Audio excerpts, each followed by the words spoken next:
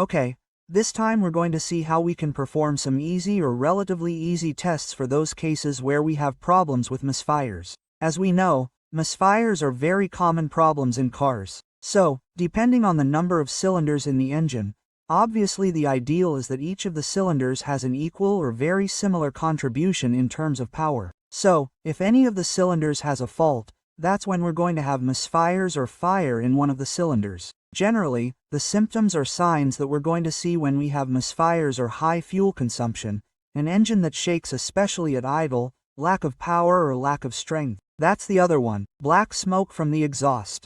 Unpleasant odors in the exhaust of raw gasoline. Basically, those would be the clearest, most striking symptoms or signs. Obviously there may be more, such as knocking and all those types of symptoms that are derived from that symptom, which is when the engine shakes or lacks power, when it shakes a lot at idle. So, if we have those symptoms, it is very likely that we have misfires. So, having said all this as an introduction, now we are going to see the easy tests that we can do. So, the first test that we can do is to see if we have the check engine light illuminated on the dashboard. That is the first thing. If we have the check engine light, and even if we do not have the check engine light, what we can do is connect a scanner. We can connect an OBD2 scanner to the OBD2 data link. This is for vehicles from 1996 onwards. It can be a scanner like this one, an advanced scanner, or a code reader like this one of the simple, inexpensive ones. You can connect them, and that way we will be able to know if we have fault codes stored in the computer. So, if we have a misfire or a misfire, we will find fault codes, which can be from P0300 for random faults, which can be in any of the cylinders, or P0301 to P038, depending on the number of cylinders the engine has. So, another test we can do, either with the coil connectors, if they are individual coils. If it does not have individual coils, we can use the injector connectors. The injectors are going to go on the injector rail in this part. Sometimes there is easy access, other times there is not easy access. In this case, the easiest access is here, the coils, for example. And what we are going to do next is I am going to start the vehicle at idle speed, and carefully, we have to come and disconnect each of the connectors, and we will notice the difference. Obviously, when a vehicle has misfires, and that's the interesting thing about this vehicle, that it does have misfires, what's going to happen is that when we disconnect a cylinder that's fine, that's working in tandem with the others, we're going to immediately notice the difference in the engine's behavior.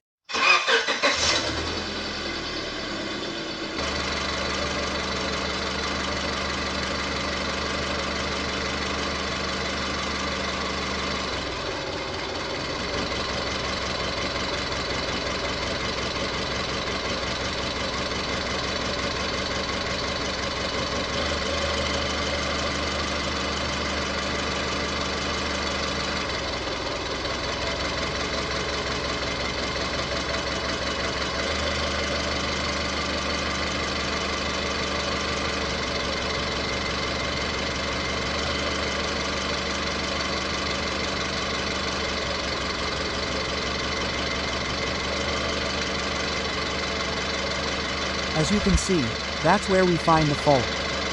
When I remove this connector, the engine doesn't misfire the same way when I remove these two connectors.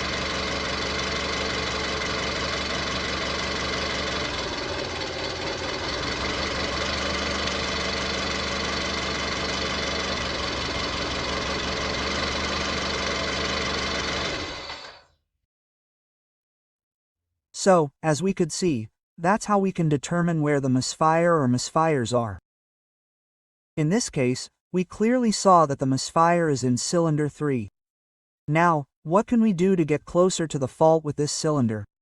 Since there are different possibilities. The most common are fuel delivery problems, which could be the injector, for example, or problems with the coil or the spark plug, spark problems. And the other one could be compression problems. So, next, what we can do is rule out possibilities. So, the first possibility is that the cylinder has no spark, but in this particular case, it doesn't make sense that the problem is the spark, because this cylinder does work partially, since we see, for example, that when we disconnect the coil there is a change. It is minimal, but there is a change. And in this particular case, that is indicating to me that there is spark in the coil, since there is a change. If there were no spark and I disconnected the connector, no change should be seen, that is, the change should be 0. Therefore, at first glance, what I am seeing here is that the problem does not come from a total lack of spark, but in any case I am going to show how to do the test to determine if there is spark or not. So, what we have to do, if we have doubts about whether there is spark or not in the cylinder, what we have to do is use a spark tester to check if there is spark here in the cylinder or not. There are different ways to test for spark in a cylinder, but the one I highly recommend is a spark tester. The one I use is this one, which has turned out quite well for me. I like it because it has a fairly large gap or tolerance here, which tests the coils quite well, and it's a standard measurement that works for practically all vehicles. So, what I have to do is disconnect the coil, since this is going to act as if it were the spark plug.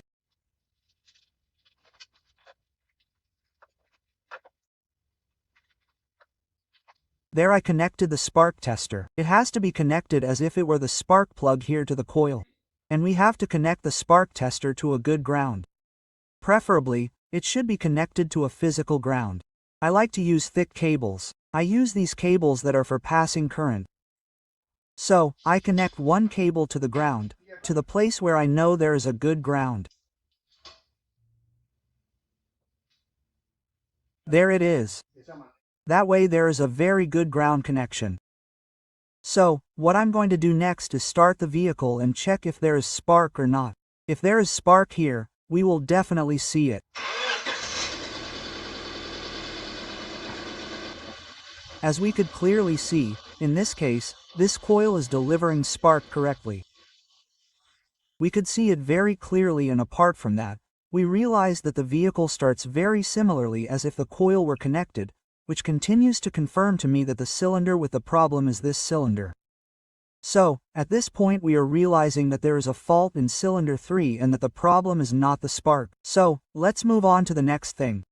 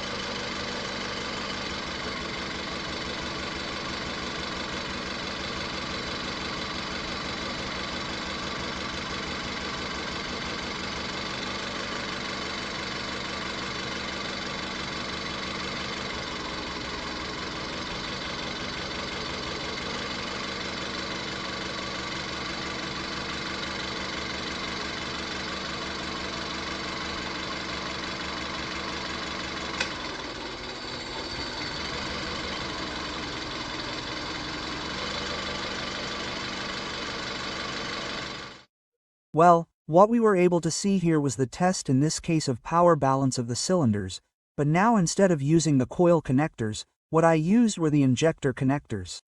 In this case, it was practically the same as when deactivating the spark or the coil. In this case, which is leading me to understand that the problem is not due to a total failure of the injector, since if the injector were not contributing at all in terms of fuel delivery, there should be no difference.